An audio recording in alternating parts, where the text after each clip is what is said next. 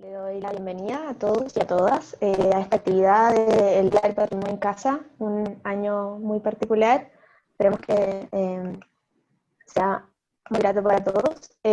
Somos la Fundación Larraín Mancheño, que es una organización sin fines de lucro que tiene por objetivo el fortalecimiento de los valores del humanismo por medio de la promoción y el desarrollo del patrimonio, la ciudad, la comunidad, la cultura y las artes. Hoy tenemos como invitado a Dino Bossi. Él es arquitecto de la Universidad Católica y especialista en patrimonio. Actualmente es el arquitecto jefe de la oficina Tandem, donde se han desarrollado diversos proyectos de intervención en edificios patrimoniales a lo largo de todo el país. Y hoy conversaremos sobre la Basílica del Salvador, que es uno de sus proyectos más destacados.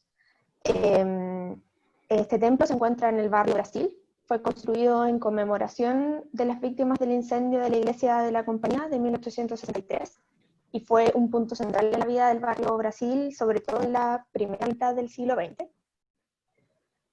Sin embargo, los terremotos de los años posteriores al inicio de su construcción y después provocaron serios daños que fueron acumulándose y provocaron un grado de deterioro bastante importante. Y desde el año 2013, Tandem está involucrada en la reparación parcial de la basílica, y qué es lo que vamos a conversar hoy con Dino, cómo se conjugan todos estos elementos del barrio, del patrimonio y de las comunidades. Muchas gracias, Dino, por estar hoy día con nosotros. Gracias a ti, Margarita. Un gusto. Así que, bueno, para iniciar esta conversación, me gustaría que nos pudieras contar sobre el barrio, la historia del barrio y también la relación del templo con esta comunidad. Perfecto. Primero, además de saludar a todos los presentes y agradecerle la presencia, agradezco la invitación, sobre todo la invitación a ver este proyecto en el que llevamos ya tantos años trabajando en una perspectiva distinta, no tanto del proyecto, que algo vamos a mostrar evidentemente, sino que más bien en una perspectiva urbana, en cuál es su relación con el barrio, mismo barrio en que la Fundación tiene sede, ¿cierto? Y donde me imagino que muchos de los que nos están mirando también viven. Barrio, por lo demás, que yo quiero mucho, viví un tiempo cuando estaba en la universidad, en la esquina de Riquelme con Huérfano, así que fue en algún momento mi barrio también. Por lo tanto, la idea hoy día es mostrarles muy brevemente, no solo en qué estamos, sino que un par de cosas que por lo menos nosotros hemos aprendido de la relación de este edificio con su barrio, para ojalá después poder tener una conversación al respecto, que creo que sería por lo menos de lo que hemos conversado, ¿cierto? Seguramente lo más interesante y no andar viendo por enésima vez el mismo proyecto que muchos de ustedes supongo que conocen. Entonces, una cosa antes, perdona, que todas las preguntas que tengan, sería bueno que las escriban en el chat, así después podemos canalizarlas y hacérselas ahí, ¿no? Buena idea, buena idea. Partimos con esta foto, que es, como le contaba Margarita hace unos minutos, la foto que más me gusta de las que hemos juntado de la Basílica del Salvador. Ustedes verán que en la presentación que voy a hacer ahora, todas las fotos están referenciadas, quién las sacó, cuál es la fecha, más o menos. Y justo esta no tengo idea de cómo llegó a mis manos. Yo creía que era en el archivo del MOB, la acabo de buscar para referenciarla y no está. Pero ¿por qué me gusta tanto? Porque esta foto que calculamos que es más o menos de los años 20, muestra, además del edificio al que le tenemos tanto cariño, este costado de la iglesia. Yo tengo la impresión que esta foto por lo menos está dada vuelta, que corresponde a la calle Almirante Rivero, Almirante... se me fue el nombre. Yo vi un Almirante Rivero y me acabo de tupir enormemente. Barroso. Almirante Barroso, y que debiera estar dada vuelta, porque esta perspectiva no existía. Al lado de por el costado oriente de la iglesia, que sería esta vista, había una casona antigua, había una casona, era la casona parroquial. Pero en todo caso muestra esta calle con este padre o abuelo, con una niñita chica caminando al lado, junto a esta tremenda mole que es el edificio.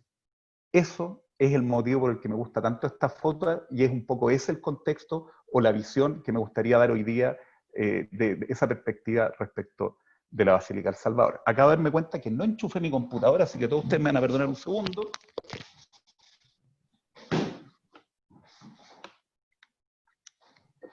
Porque mi batería ya está súper muerta. Primero, un reconocimiento a quienes han trabajado con nosotros. si bien hoy día yo estoy mostrando algo que no es exactamente el proyecto, si bien vamos a ver algo de él, hay que hacer un reconocimiento a un equipo grandote que ha trabajado con nosotros, por supuesto el de nuestra oficina Tandem, y también esto ha sido con el apoyo importantísimo de la Fundación Basílica El Salvador, que tiene como objeto recuperar el edificio, y con un trabajo conjunto público-privado con la Dirección de Arquitectura del Ministerio de Obras Públicas y con la Intendencia Metropolitana, con el GORE regional, que han financiado junto con la Basílica y han dirigido el trabajo que hemos hecho, y buena parte de lo que vamos a ver hoy día viene de ese trabajo de este equipo enorme. La última vez que contamos cuánta gente había trabajado, solo profesionales en los estudios del proyecto de la Basílica, eran 40 y tantas personas. Si sumamos a quienes han trabajado en la construcción, solo en profesionales podemos llegar a las 60 y tantas, y si más encima sumamos la cantidad de técnicos y obreros que han trabajado, andaremos cerca del centenar de personas. Por lo tanto, un trabajo absolutamente multidisciplinario y con una cantidad de gente enorme que se ha involucrado. Si no se involucráramos los equipos técnicos de los ministerios y a los mismos vecinos, ya el número se hace eterno. Así que somos muchos detrás de esto. Solo para contextualizar a quienes no sean de Santiago, no tengan la fortuna de conocer la Basílica El Salvador y el barrio en el que ella se ubica, la Basílica se encuentra con un doble frente a la calle Huérfanos, hacia el norte, digamos que es la entrada, el acceso principal de la iglesia, pero la iglesia tiene una suerte de atrio secundario hacia el sur que da a la calle Agustina. Y acá, para ubicarse, tenemos la norte-sur, digamos, estamos casi al inicio de lo que conocemos hoy día como Santiago Poniente, barrio que, veremos en la presentación, no existía al momento que se construyó la basílica. Esto es como una referencia. Esta es la primera foto que existe de la Basílica del Salvador. Está registrada, esta foto, la digital, la obtuvimos de Santiago Antiguo, pero está en la Biblioteca Nacional, es una foto de 1888. La construcción de la basílica, su primera piedra, comienza en 1873, pero esta es recién la primera imagen que tenemos. Es una foto que si ustedes van a la Biblioteca Nacional no la van a encontrar porque está registrada como foto de construcción de la Catedral de Santiago. Edificio que debe estar en algún lado, aquí para la izquierda no sale en la foto, pero bueno, está mal guardada, pero la encontramos, digamos. ¿Y por qué les muestro esta foto? Porque si vamos a reflexionar de la relación de este edificio con la ciudad, esta foto está sacada desde el barrio Yungay. El barrio Yungay, sabemos, es el primer barrio de fundación republicana en la ciudad de Santiago, en los años 40, y está más al poniente que el barrio Brasil. Y entre medio, vemos acá las casas del barrio Yungay, si bien son unas casas quintas, es una ciudad bastante configurada, la fachada continua, incluso vemos algún antejardín, digamos una arquitectura bastante buena para la época, bastante consolidada, pero también podemos ver que entre el centro de la ciudad, que está allá a lo lejos, es el Cerro Santa Lucía, y el barrio Yungay, hay chacras. Lo que hoy día conocemos como el barrio Brasil no existía. El barrio Brasil era fundamentalmente, y veremos a continuación con algo más de detalle, pero podemos ver el centro de Santiago, el centro fundacional, un sector que se entiende en este plano de Erhard del año 71, un sector de granjas, de campo, un sector rústico al interior de la trama urbana, y luego el barrio Yungay en esta zona aquí, y aquí ya podemos ver la Quinta Normal que ya había sido construida. La Basílica El Salvador está acá. Por lo tanto, la basílica se construye sobre un terreno rústico. No había, digamos, ciudad encima. No es que se botó un edificio para construirlo, sino que la Basílica del Salvador se construye arriba de una chacra. Pero justo, más o menos en la época en que se dibuja este plano, de hecho tiene relación con eso, y durante el periodo de construcción de la Basílica del Salvador, ocurren cosas en el barrio que van a ser muy importantes y que están en el origen de él. El intendente Vicuña Maquena hace dos obras fundamentales que dan origen al barrio de Brasil. El soterramiento de la acequia Negrete, que queda bajo la actual Avenida Brasil, y la construcción de la Plaza Brasil. Eso transforma este sector semirural, donde habían ya algunos conventillos de inmigrantes campo-ciudad, lo transforma en un barrio hecho y derecho. Para quienes conozcan el barrio, se habrán fijado que la calle Brasil es media combada así. Eso es porque debajo todavía pasa este sistema de la antigua acequia Negrete, que hoy día es el sistema de aguas lluvias de la ciudad en ese sector. Entonces, la basílica ocurre junto con el inicio de la ciudad, y como vamos a ver en alguna foto y qué sé yo, se construye en un sector donde era, digamos, el edificio a mayor altura y da origen al barrio.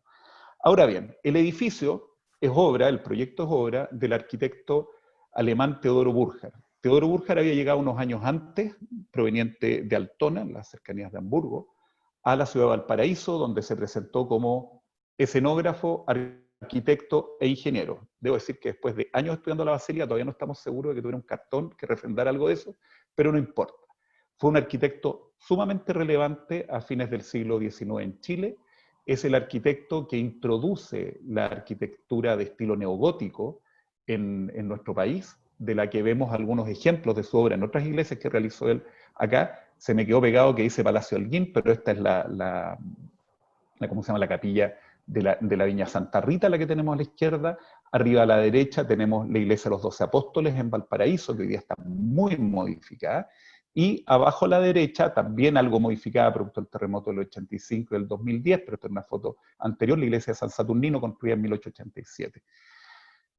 Tanto la iglesia de los 12 Apóstoles como la iglesia de la Viña Santa Rita tienen una relación estilística, expresiva e incluso estructural, por muy chica que fuera la capilla, que está directamente relacionada con la Basílica del Salvador. Quienes la conozcan por fuera o grábense esta imagen para las vistas que vamos a ver, nos hacen pensar que probablemente esto fue casi una suerte de maqueta. Durante la obra, Burckhardt debe haber hecho varias pruebas de sistemas constructivos, de soluciones, de detalles en este edificio, porque se parece muchísimo en su expresión.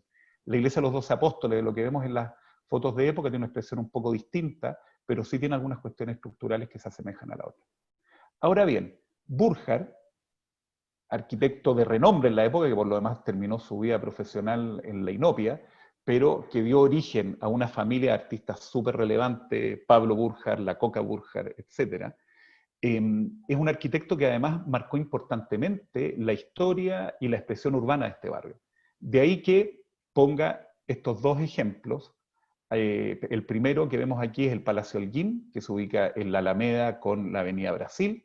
En su expresión original, a la izquierda arriba, vemos un edificio que hace la esquina, marcado por este enorme cuerpo central muy notable que hasta el día de hoy se preserva y que es un gran hall vacío al interior, probablemente uno de los interiores más notables que tiene nuestra ciudad, y que, iniciado el siglo XX, necesitando algo de plata a la familia, no vende el palacio, sino que se deshace de la esquina, o más que se deshace, demuelen ellos mismos la esquina, para construir un edificio de viviendas para el arriendo que existe hasta el día de hoy. Pero el interior, y por lo menos el sector central y poniente del edificio, sigue marcando hasta el día de hoy nuestra avenida Alameda.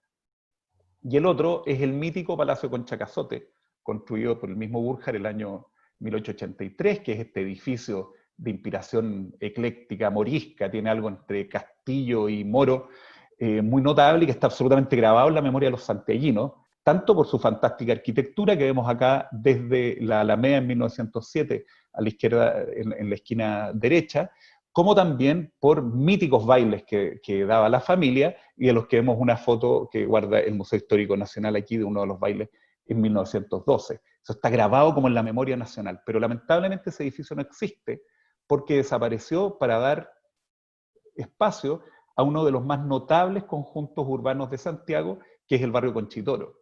De hecho, el barrio Conchitoro, la calle central del barrio Conchitoro, como que le hace el quite a lo que era el Palacio Concha Cazotte, que primero alcanzó a sobrevivir un tiempo y luego fue demolido para ser reemplazado por arquitectura de otra escala, residencial, pero de muy buena calidad. Por lo tanto, Burckhardt es un arquitecto que también marca este barrio. Un barrio que no estaba hecho de palacios como este. Estos son algunos, también está por supuesto el Palacio Larraín y otros tantos, pero es un barrio que desde un inicio, o sea, en sus orígenes yo les contaba que es un barrio que surge de la inmigración campo-ciudad al principio, o sea, antes que fuera siquiera barrio. Y siempre ha combinado eso, los grandes palacios con los cités, con residencias de familia de clase media, con arquitectura multifamiliar del periodo moderno y bueno, con algunas cosas un poquito más discutibles, más recientes, ¿cierto? De los años 80-90. Pero siempre ha mantenido una mixtura social que es bien notable y que está en el alma de esto. Pero los palacios, digamos, fueron claves en el origen del barrio. Volvemos entonces al edificio, que lo vemos acá en la misma vista que habíamos antes del barrio de Yungay, pero hecho un zoom o una ampliación más bien, porque la verdad es que la imagen es malaza, es la ampliación simplemente de la foto en el computador, y vemos que ya en 1888 el proyecto de Burckhardt va bastante avanzado, pero todavía está lejos de terminarse. El edificio se va a terminar a fines del siglo XIX en sus estructuras y en sus decoraciones, va a demorar hasta entrar a la década del 20. Pero sí vemos algunos elementos claves del edificio que vamos a reconocer hasta hoy día. Lo que llamamos el corredor lateral, que en principio eran los suertes de contrafuerte que llegaban al suelo, que es ese volumen por el que iban caminando al lado ese padre con su hija. Vemos algunos elementos que desaparecieron ya del edificio, como estos pináculos sobre cada uno de los vitrales, y también como un gran arco que estaba sobre el coro y que cayó con el terremoto del año 95. Pero alcanzamos a ver que el edificio ya está bastante terminado. Acá vemos justo antes del primer gran terremoto que afecta a la Basílica, que es el terremoto de Valparaíso en 1906, una vista por calle Almirante Barroso.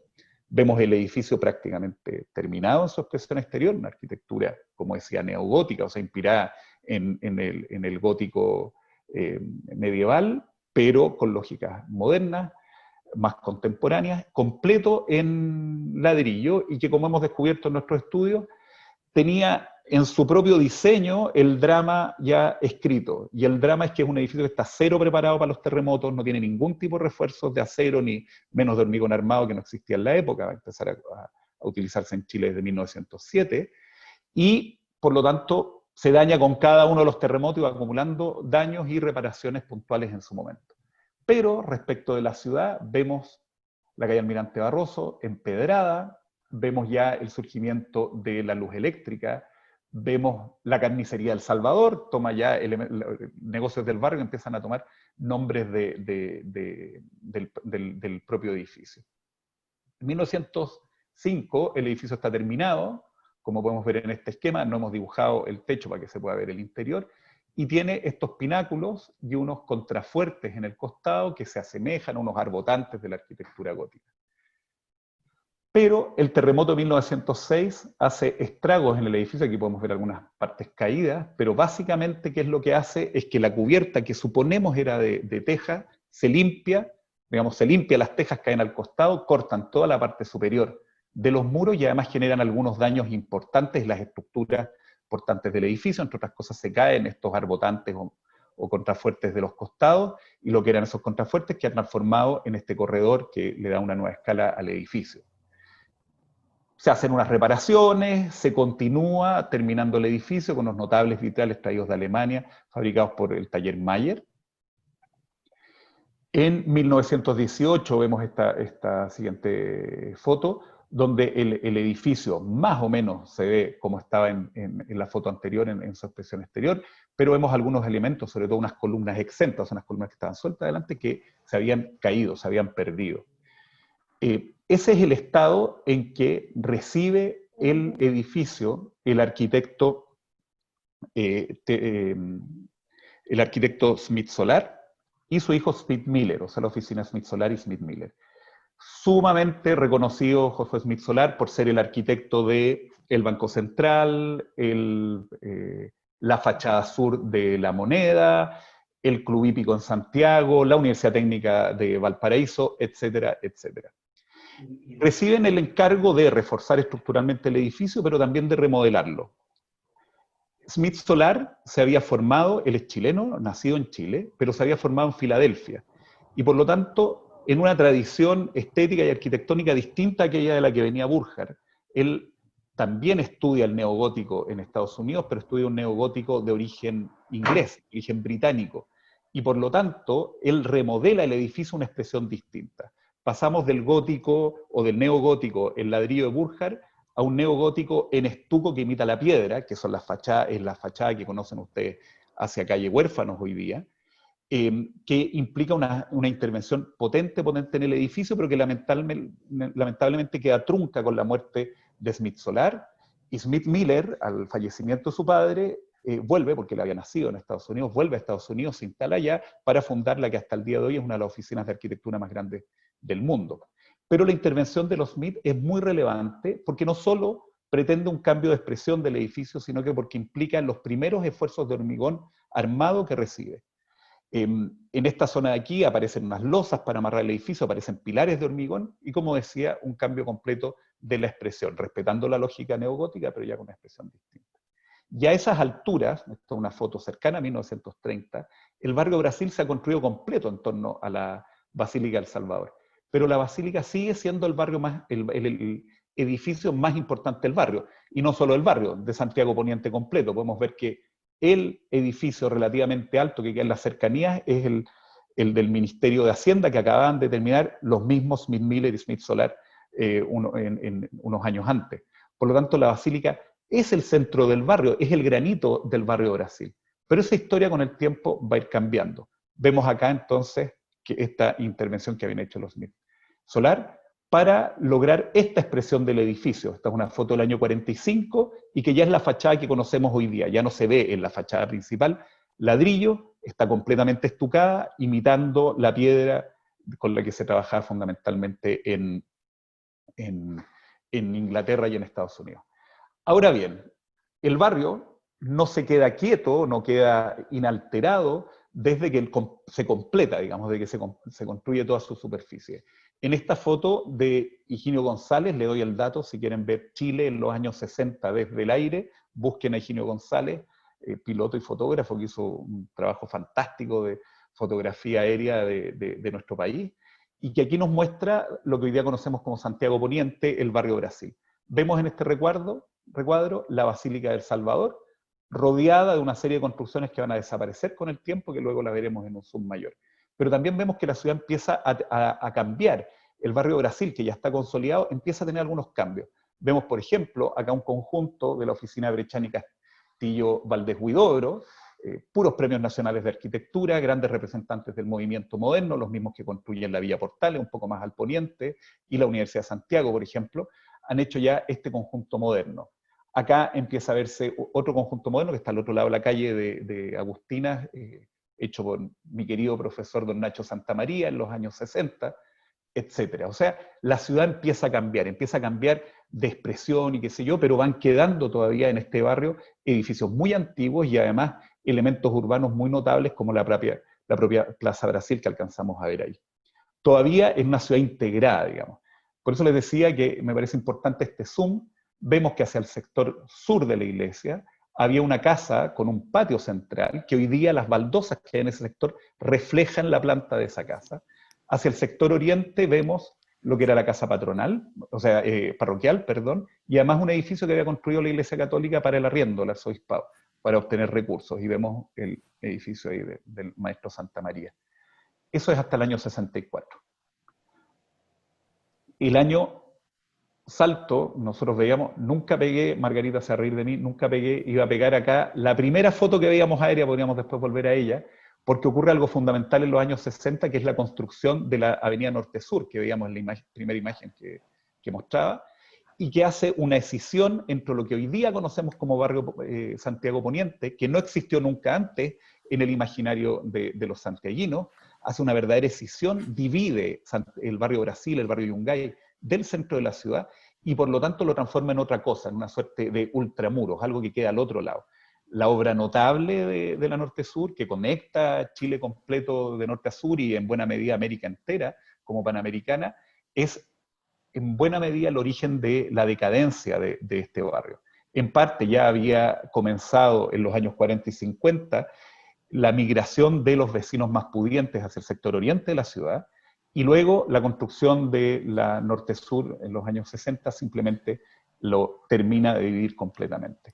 Ya el barrio está entrando en una suerte de decadencia, por lo menos sus grandes edificios, cuando el terremoto del 85 lo afecta fuertemente. Y uno de los edificios más afectados no solo del barrio, sino que de Chile, por lo menos de los edificios patrimoniales, es la Basílica del Salvador, que la vemos en esta foto desde el poniente, perdón, desde el oriente, disculpen, desde el oriente, y que nos muestra el mayor daño. Se cayó completamente el transepto. El transepto de una iglesia de planta basilical como esta es el palito cruzado de la cruz. Una planta basilical tiene forma de cruz, se cayó el palo cruzado, digamos, de la planta del edificio, que luego sería reconstruido y reparado. La Basílica del Salvador, en esta foto que vemos de Lucho Poirot, desde el interior, en la misma zona, digamos, prácticamente el espejo de la vista que veíamos recién, con parte del cielo ya caído y qué sé yo, se transformó en el niño símbolo del terremoto. Si para los que son más jóvenes y no vieron el terremoto del 85, buscan en Google, van a encontrar un video del Canal 13, del noticiario de la época, porque repetían, era como fue el Alto Río para el terremoto de 2010, o sea, el edificio que se mostraba eran dos, el edificio El Faro de Reñaca y la Basílica El Salvador, un vuelo de helicóptero que la mostraba semidestruida. Y eso por supuesto que tuvo repercusiones en el barrio. De hecho, los vecinos del barrio se juntaron en una misa de campaña en la zona posterior de la basílica, luego del terremoto, digamos, en un acto de fe, de pedir por los fallecidos y que sea en el terremoto. Eso ocurre en lo que llamamos el atrio posterior, o sea, por el lado de la calle Agustina, como vemos en esta imagen. El resultado, en términos del edificio, este que vemos aquí, ha desaparecido parte del transepto, cayeron un par de columnas al interior y buena parte de los cielos decorados del edificio. En los años 80, 86, pero esta cuestión sigue un tiempo más, se reconstruye con la Municipalidad de Santiago, el Ministerio de Obras Públicas, el Arzobispado y con algo de plata de Chilectra en la época. Logra reconstruir, hacer unos refuerzos de hormigón, reconstruir una estructura de acero el transepto que se había caído, construir unas columnas que reemplazan las caídas en hormigón armado, pero lamentablemente no tiene los recursos para terminar la obra y eso queda ahí como quedó, casi listo.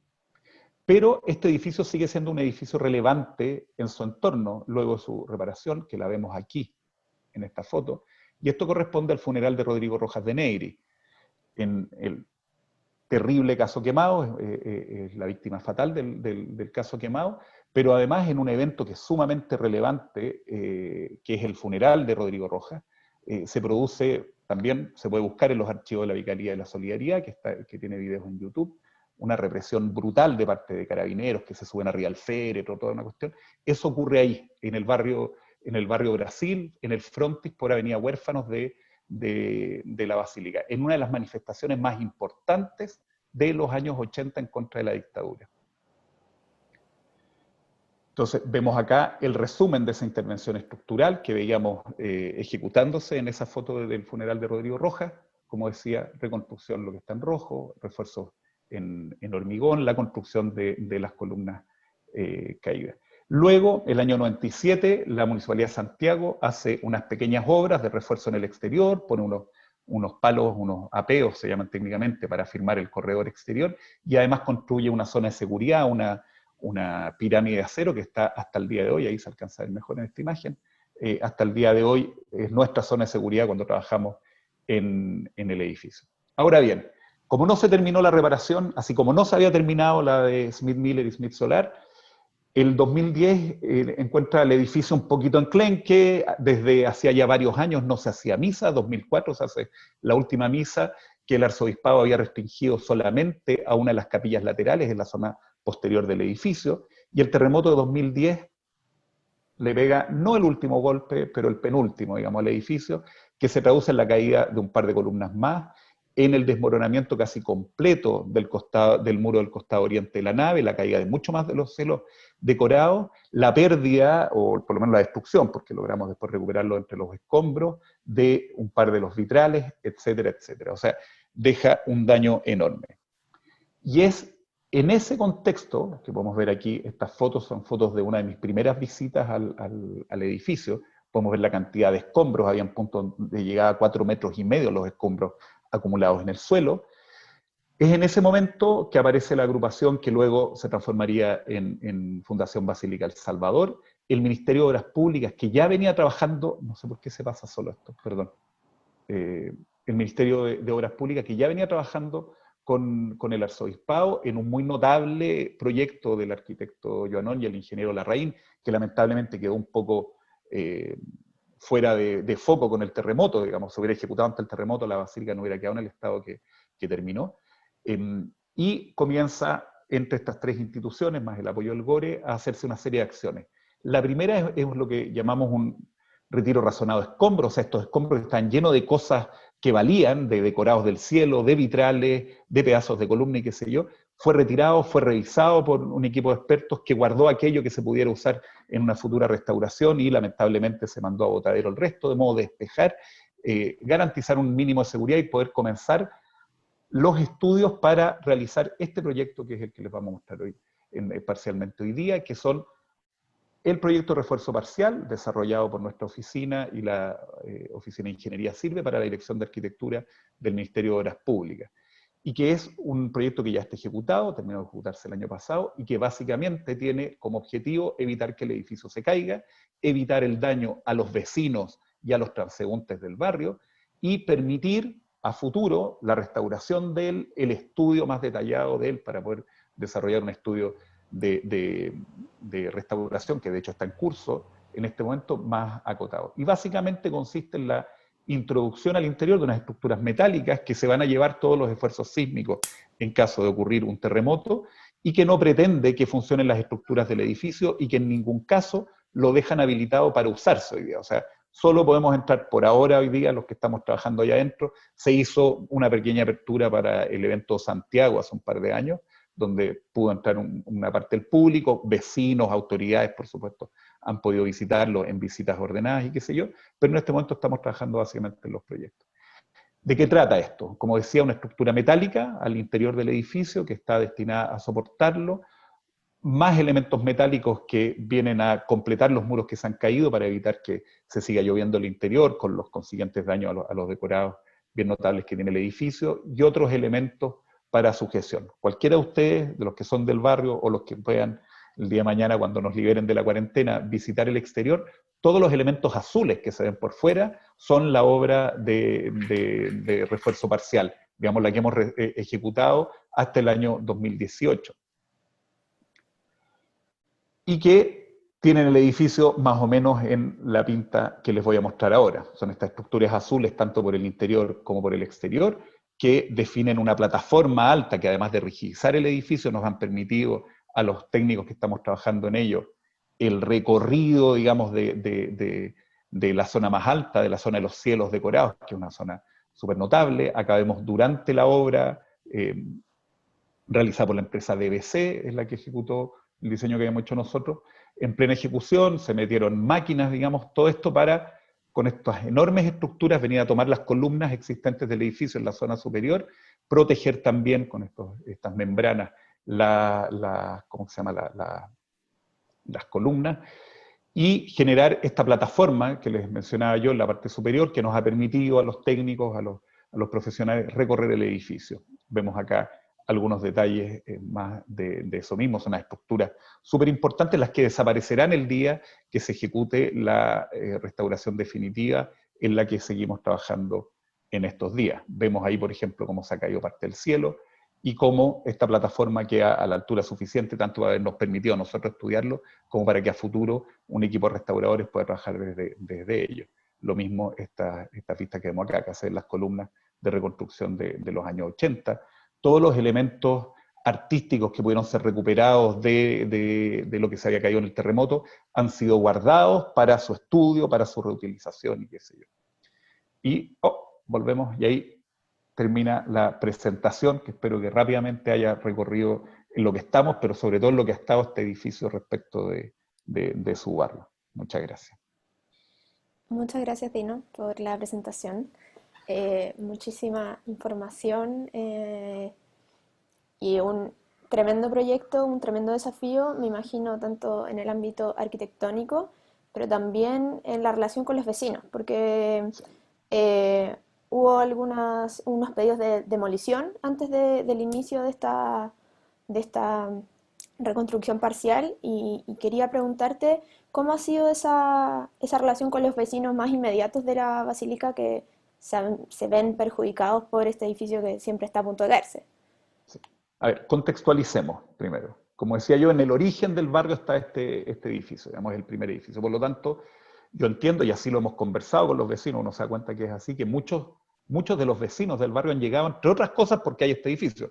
Es más bien porque estamos hablando de un barrio de una cierta calidad urbana y arquitectónica bien notable. Pero, en concreto, hay un edificio que se construyó después del terremoto del 85 sobre lo que era la casa patronal, o sea, darle con decir patronal, la casa parroquial al oriente, y un edificio que tenía para el arriendo del arzobispado. El arzobispado vendió ese terreno y los arquitectos Nicolás García y Pilar García, para los que sean de la escuela nuestra, a Pilar la conocen, proyecta este edificio, un edificio bastante interesante. Ahora bien, los daños del terremoto del 85 estaban siendo reparados en el momento en que se construyó ese edificio, pero se suspendieron.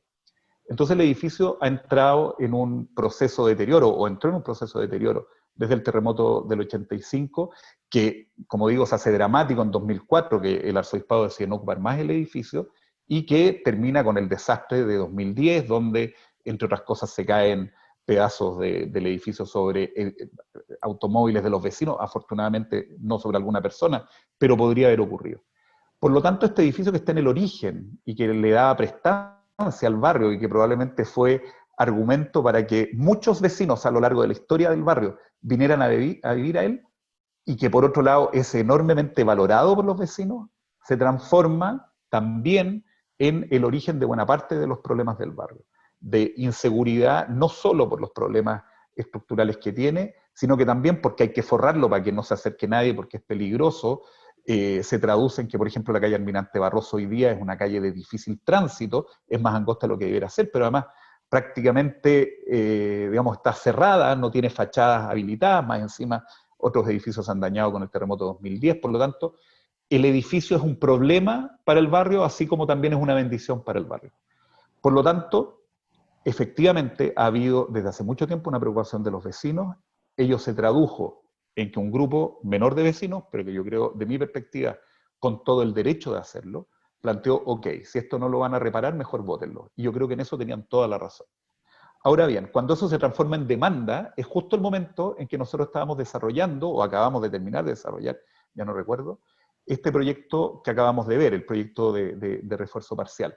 Por lo tanto, el argumento que desde la Dirección de Arquitectura, desde los equipos técnicos y de la Fundación de la Basílica se le dio a los vecinos es, ojo, estamos desarrollando esto que se va a ejecutar. De hecho, probablemente esa demanda es una de las cosas que empuja a que se obtengan los fondos y qué sé yo, dentro de todo no es tan malo. En paralelo a eso, hemos establecido una relación bastante cercana, en especial con nosotros llamamos los vecinos del edificio rojo, digamos, pero con quienes los representan. Y durante tanto el proyecto desarrollado por el Ministerio de Obras Públicas como la ejecución se realizaron reuniones con los vecinos. También se ha llevado a grupos de vecinos acotados a visitar el edificio, se ha tratado en la medida de lo posible de mostrar que se estaba haciendo algo adentro, que no era solo cuento, pero por supuesto que es un tema, además es un tema que como lo hemos conversado antes, bien asociado al patrimonio. El patrimonio no es cierto que sea el paraíso del acuerdo, el paraíso del consenso. El patrimonio es un territorio en disputa, con distintos intereses que participan de él, distintos valores, distintas comunidades valoran cosas distintas. O sea, si yo como arquitecto te puedo decir que encuentro fantástica la estructura, los decorados, los ladrillos, la posibilidad de ejecutar cosas nuevas, probablemente un vecino me va a contar otras cosas. Me va a decir que es el lugar, como de hecho estoy pensando en una amiga nuestra que ha participado en estas cosas, donde se casaron sus padres, donde fue bautizada ella. Por último, es el lugar donde pasabas por ahí. Yo recuerdo, por ejemplo, en lo personal, cuando fui vecino del barrio, estar volviendo de la universidad un día tarde, los arquitectos somos buenos para trasnochar en la universidad, de hacer maquetas, y encontrarme con que estaba la misa porque se beatificaba al Padre Hurtado. Yo que no soy católico, pasé, porque soy un admirador profundo del Padre Hurtado, y estuve un rato con las personas que estaban rezando. Por ejemplo, eso me llena a mí. ¿Te fijas? O sea, hay visiones de distintas personas de distinto tipo, y creo que son todas absolutamente válidas y que de algún modo hay que irlas incorporando en el proyecto. Gracias. Bueno, tenemos varias preguntas. Les invito a que si alguien más tiene preguntas que la haga por el chat, así se las puedo traspasar a Dino. Juan, del Centro de Autoformación Cívica, nos pregunta acerca de cómo crees que estos símbolos adquieren nuevos sentidos en el contexto de pandemia.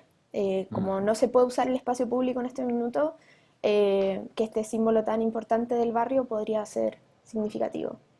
Sí, fíjate que justo el otro día yo tengo una columna en la Radio Futuro, miércoles por medio, para el que me quiere escuchar en la tarde, en el programa de Andrea Moleto y Reiniero, pero justo el otro día en el programa conversábamos que, o que a mí me parece que en el contexto de pandemia aparece el vecino como una cuestión súper relevante. Y el vecino es básicamente el que tú ves por tu ventana. Y hago así porque yo tengo la ventana aquí y estoy viendo a mis vecinos ahí. Espero que alguno esté asomado.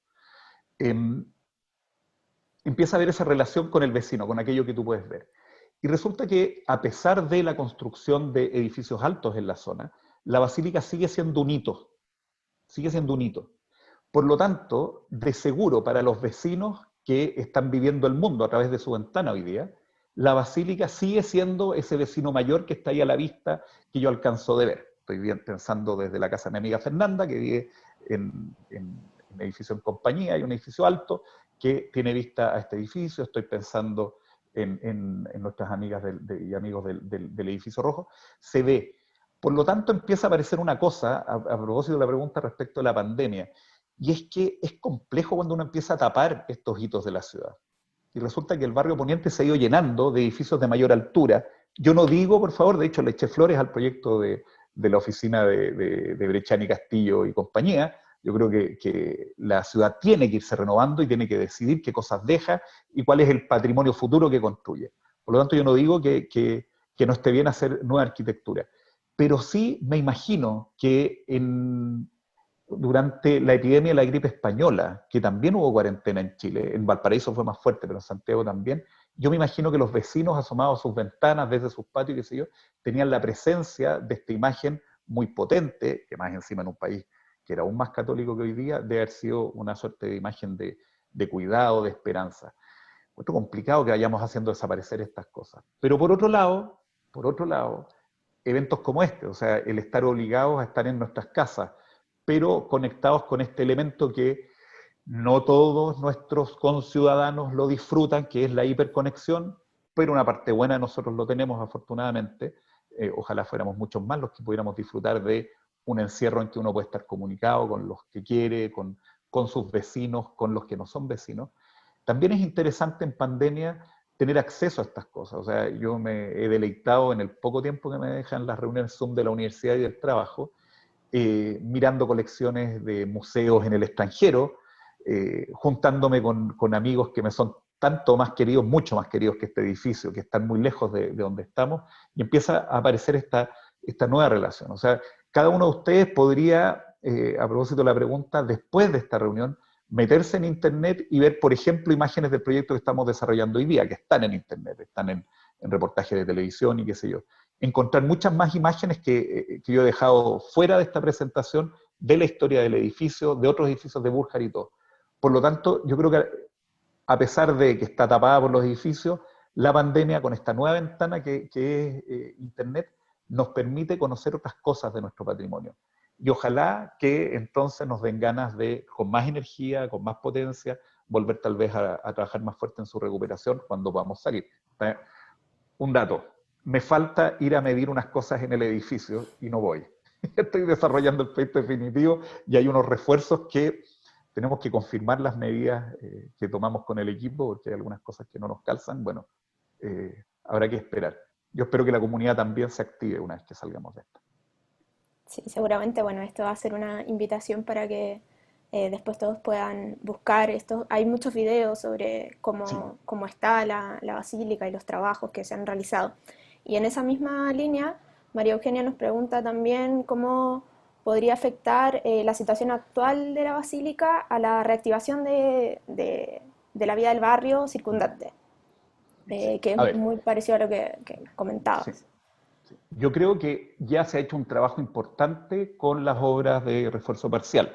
O sea, el peligro inminente de derrumbe del edificio hoy día está dentro de lo que podemos controlar, digo dentro de lo que podemos porque arquitectos hablando de edificios que no se caen son tantos como capitanes de barco diciendo que los buques no se hunden. Por lo tanto, yo prefiero decir que no estamos garantizados, pero sí se ha hecho un esfuerzo enorme en reforzar las estructuras.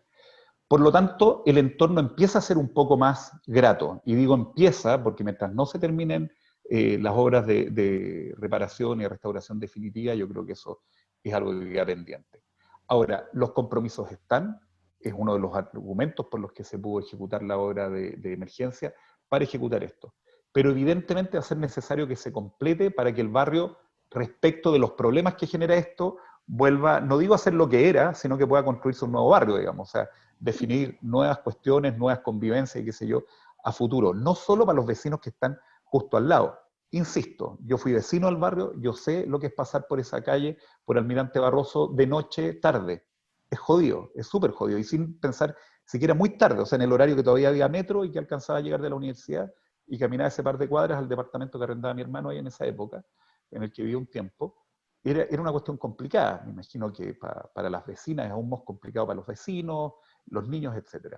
Por lo tanto, es un tema, o sea, es sumamente importante recuperar este y otros edificios del barrio, no solo este, otros edificios del barrio para empezar a, a estar un poco más tranquilos.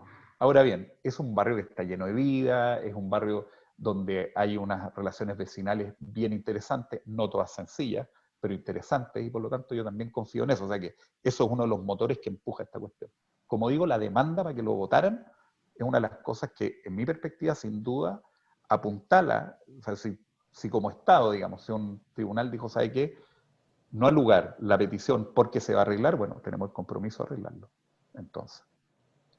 Sí, y junto con esas obras que fueron de apuntalamiento del edificio y de estas estructuras que instalaron también ustedes como equipo, nos pregunta Ara Figueroa también sobre si la instalación de estas estructuras fueron conflictivas con la comunidad, porque obviamente son muy notorias. A ver, yo diría que no fueron conflictivas. eh, y no fueron conflictivas no gracias a nosotros, sino que gracias a la comunidad. Eh, Tanto en la etapa en que se diseñó el proyecto, como al momento de iniciar el proyecto, como al momento en que se estaba ejecutando el proyecto, hubo una fluida relación del Ministerio de Obras Públicas, pero también de los profesionales que estábamos trabajando, y yo diría muy importantemente de la fundación, por un lado, y por otro lado de la empresa constructora. En particular Juan Pablo, que era el constructor o ingeniero a cargo del edificio, que tenía una comunicación constante con los vecinos para explicar que íbamos a tener que hacer obras que claramente iban a molestar. Tuvimos que invadir el patio del edificio vecino para poder poner grúas. Por supuesto que hubo ruidos. Los vecinos hasta el día de hoy nos avisan cada vez que hay un ruido fuerte en el edificio para no vaya a ser un desmoronamiento de nuevo. Durante la obra, cuando había un ruido fuerte, por temas de seguridad, avisaban inmediatamente.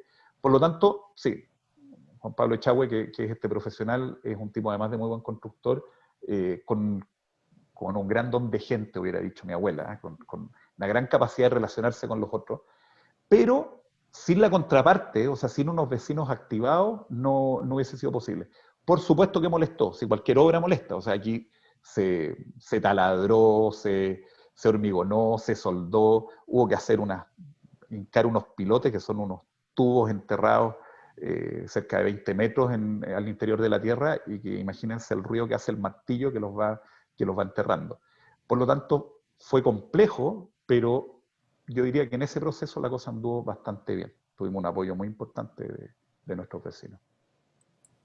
Bueno, sí, es una comunidad bastante activa, bastante involucrada y en eso mismo, Javier nos pregunta también o sea, cuál es el grado de involucramiento que tienen los vecinos en la restauración, si es de carácter informativo o se le consultan algunas decisiones.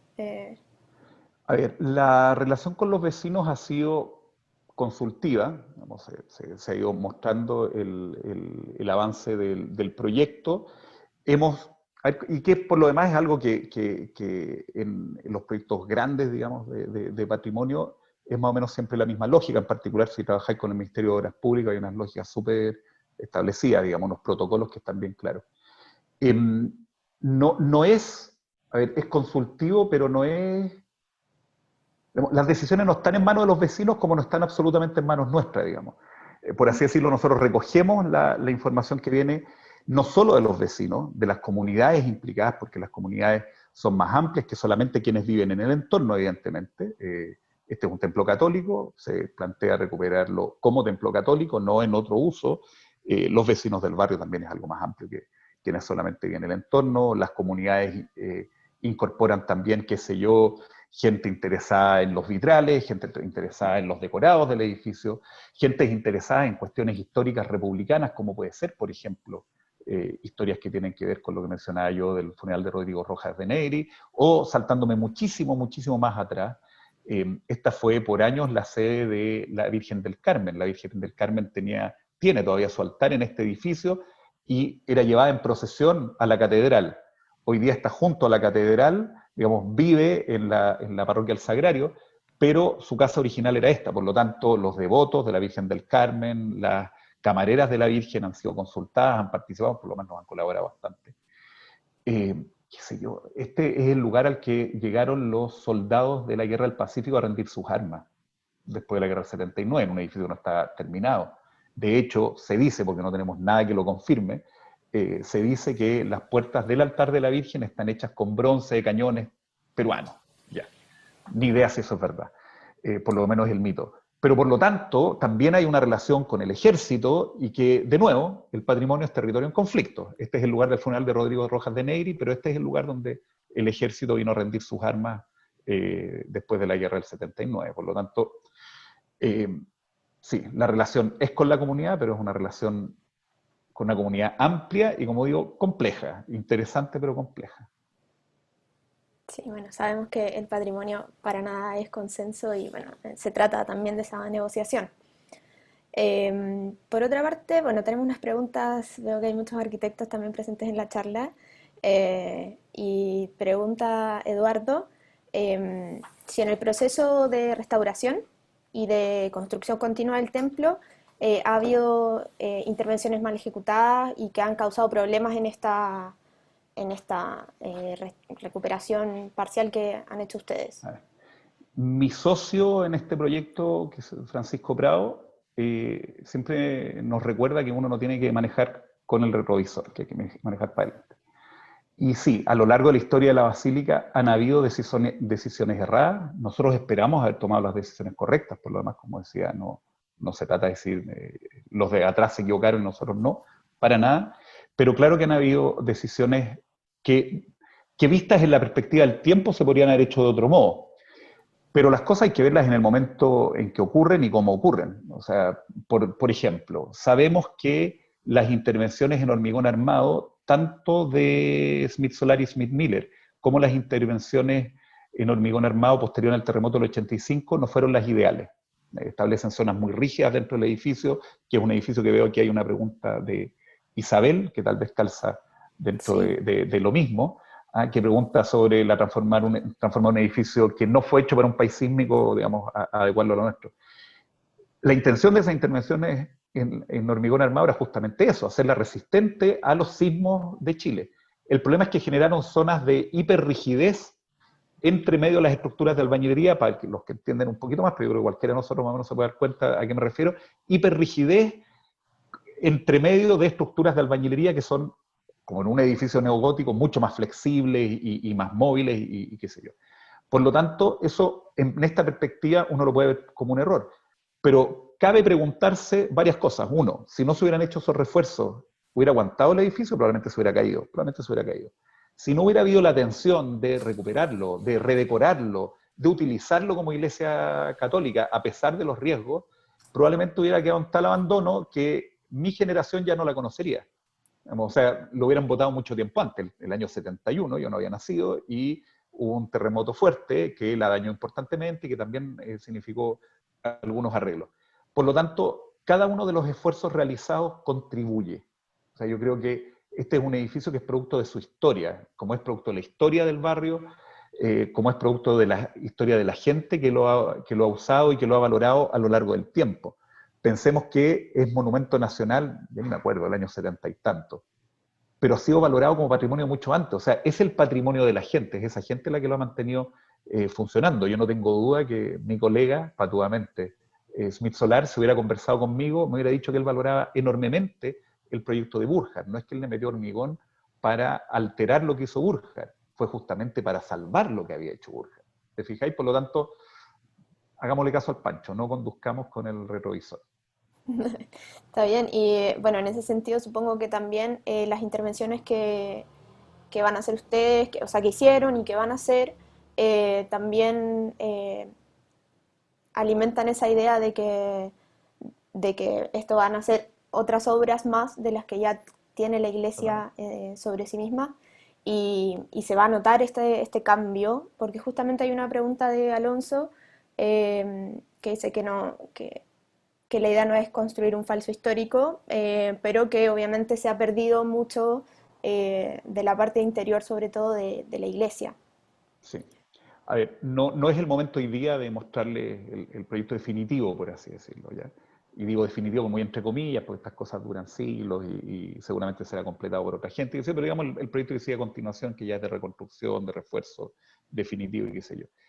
Em, pero hay una cosa que es evidente, y es que nosotros estamos interviniendo en el año 2020 y tantos, ¿no? Para ponerlo ahí, no sabemos exactamente el cuándo, pero el 2020 y tanto, y las obras que vieron recién son de fines, digamos, fines del 2017 y 2018. Por lo tanto, no nos queda otra que actuar como arquitectos de nuestro tiempo y como profesionales de nuestro tiempo y como comunidades de nuestro tiempo. Lo que no quita que debemos ser todo lo respetuoso que podamos con lo existente. Pero tampoco, por un lado, queremos faltarle el respeto, por así decirlo, al edificio existente, imitando en peor calidad aquello que se ha hecho. Tampoco pretendemos instalar nuestra idea de arquitectura contemporánea acá, no, eso está presente, pero está presente, por así decirlo, en un tono menor. Nuestro objetivo, de lo que ustedes han visto y de las cosas que estamos pensando a futuro, es absolutamente recuperar y resignificar y aportarle valor a un edificio que trae mucho, mucho de eso. Por lo tanto, la discusión sobre el falso histórico o no falso histórico de partida da para un programa completo. O sea, yo no digo que sea una discusión que no está vigente, porque es una discusión que siempre aparece en los proyectos de este tipo, pero es una discusión que es bastante delicada. O sea, cuando yo discuto con mis alumnos que trabajan en proyectos de este tipo, el tema del falso histórico, por ejemplo, da para mucho, porque hay grandes proyectos de restauración que han hecho algo que en otros contextos podría ser considerado un falso histórico, pero que es perfectamente adecuado a una intervención específica. Y en cambio, hay intervenciones de una expresión absolutamente contemporánea, discordante con la preexistencia, que en algunos casos es extremadamente adecuada y logra un gran avance, digamos, o sea, logra aportar enormemente, como hay otros donde francamente liquida cualquier valor del edificio existente.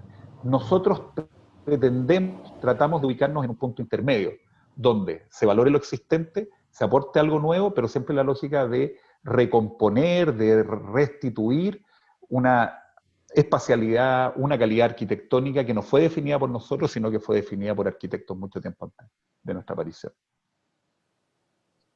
Bueno, muchas gracias, Dino. Estuvo súper interesante la charla. No sé si alguien más tiene preguntas, que las escriba al chat. Bueno, nos queda una. Juan Francisco nos pregunta que cuáles crees que serían otros edificios del sector que serían claves para recuperar el barrio. Está lleno. Yo creo, está lleno, y está lleno, así es como está lleno. ¿Por qué? ¿Por qué está lleno? Porque si bien en el barrio hay estos monumentos, algunos desaparecidos, como el Palacio Concha Cazotte, otros que todavía sobreviven, como la Basílica, el Palacio Holguín o la Iglesia de San Saturnino, para mencionar obras de Teodoro Burkhardt, pero podemos hablar de obras de Ricardo Larraín Bravo, los propios edificios más modernos de Brechani y compañía. Está lleno de edificios de calidad, pero yo más que los edificios de calidad, creo que donde está la vocación de este barrio es en ser, que en parte lo es, o sea, en buena medida lo es, pero mejorar enormemente el, la calidad de vida de los vecinos del barrio. O sea, en tiempos en que estamos discutiendo sobre si debemos expandir o densificar la ciudad, en que estamos discutiendo si la densificación, o sea, o muchos estamos de acuerdo en que la ciudad debe densificarse, pero creemos que debe densificarse de un modo razonable, de un modo que respete lo bueno que tenemos y aporte más bondad a la ciudad. Yo creo que los edificios a recuperar son justamente los que permiten eso. Aquellos que permiten que la gente se instale a vivir, que los vecinos que ya viven en el barrio vivan bien y mejor que lo que lo hacen hoy día. Que aquellos que pudieran llegar vivan del mejor modo y se relacionen, gracias a una arquitectura, a un urbanismo de calidad, del mejor modo con los vecinos. Un barrio que sea capaz de captar la multiculturalidad enorme que hay adentro. Y no estoy hablando solamente, que es muy relevante, de la llegada de inmigrantes, que vienen desde don Ignacio Domeyko a los amigos haitianos y venezolanos, peruanos, etcétera, que se han instalado en el último tiempo. No solo eso, sino que multicultural respecto de nuestro propio país. Ha llegado gente de otros sectores a instalarse al barrio, lamentablemente han partido otros. Bueno, ¿Qué es lo que hay que recuperar? Es la pregunta que nos hacían. Yo creo que es eso, ese grano que permite vivir bien, ese grano que permitió en algún momento que convivieran impecablemente, con las tensiones que corresponde, pero impecablemente vecinos que vivían en el Palacio Holguín y vecinos que vivían en cualquiera de los cités del barrio que conocemos hasta el día de hoy. Y convivían bien, en una ciudad integrada. No es una cuestión melancólica cuando yo estoy planteando esto, yo estoy planteando una cuestión de futuro. O sea, si nosotros no recuperamos una ciudad de esa calidad, una ciudad sostenible también en lo ambiental, etcétera, no tenemos futuro después de esta pandemia. Por lo tanto, el asunto está ahí. O sea, ¿cómo hacemos mejor ciudad?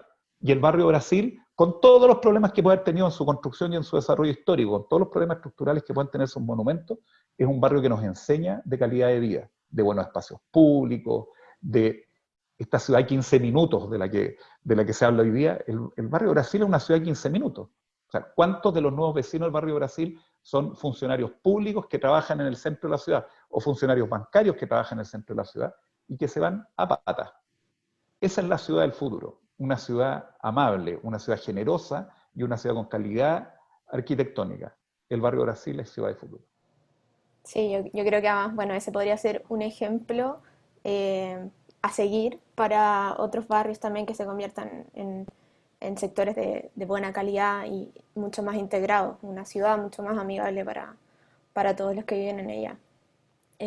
Muchas gracias, Dino, por tu tiempo, por las fotos también. Nos comentó acá Cristian Orellana que la foto que tenías ahí sobre el terremoto del 85 la sacó su padre, Víctor Orellana, Me así que estáis jodiendo.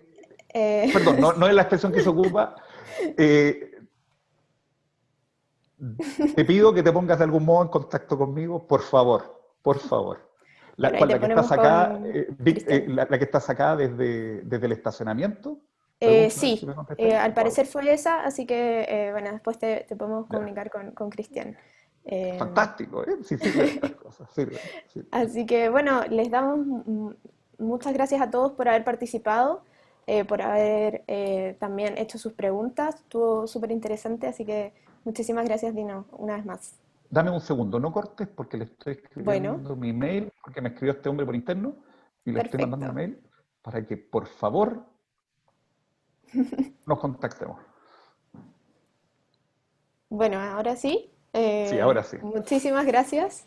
Millón de Cualquier gracias cosa a nosotros todos. tenemos el contacto, así que si no, Perfecto. te lo damos. Muchas gracias a todos. Un Sí, gusto. la fundación te da también muchas gracias. Gracias a ustedes por la Así que invitación, Margarita. Que estén esperemos muy que bien. sea el inicio de una buena relación también. Y como se dice en estos tiempos, buena salud para todos. Igualmente, así que muchas gracias. Adiós. Chao, chao.